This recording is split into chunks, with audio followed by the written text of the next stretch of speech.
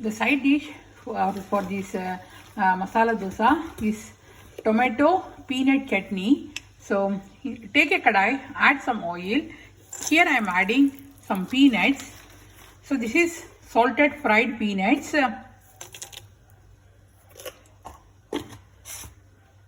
And we have to fry these peanuts.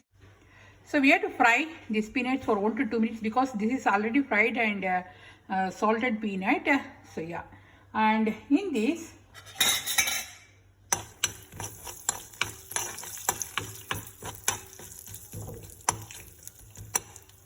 so here I took 3 to 4 tomatoes, chopped tomatoes.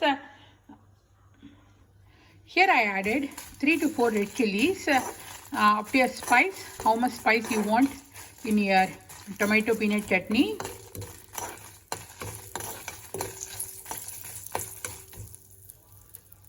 And in this, I'm going to add these chopped tomatoes.